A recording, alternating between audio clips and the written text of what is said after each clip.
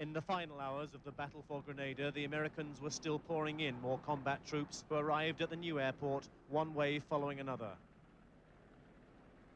The build-up coincided with the arrival of helicopter gunships, all urgently needed reinforcements to end the fighting as quickly as possible. In the words of one American officer, they were using whatever it takes to free the island.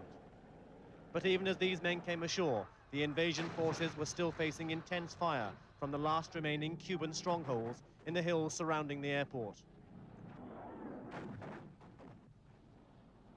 For the first time, the Americans, who allowed only their own news teams in, showed how their heavy artillery was trying to pound the opposition forces into an early submission.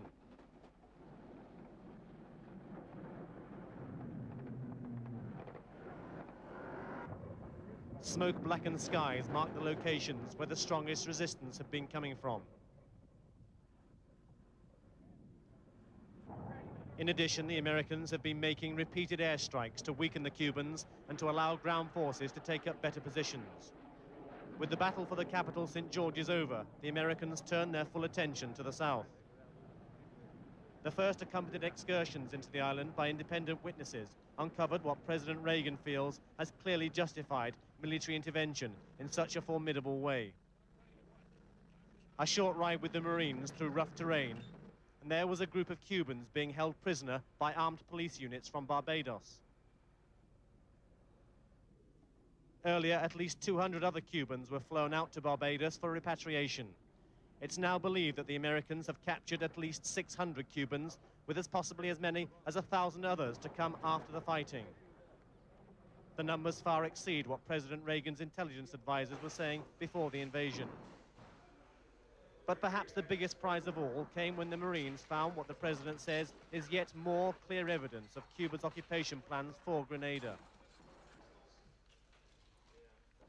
Russian and Cuban ammunition was found, as well as communications equipment. It was all there in such quantities that the Americans believed this to be the makings of a full-scale military base. These are the weapons which Mr. Reagan says turned a friendly island paradise into a Soviet-Cuban colony being readied to export terror and undermine democracy. American civilians still on Grenada have been talking for the first time. Many of them witnessed the fighting. Their safety was of paramount importance to the President, who was mindful of the possibility of a hostage situation like in Iran.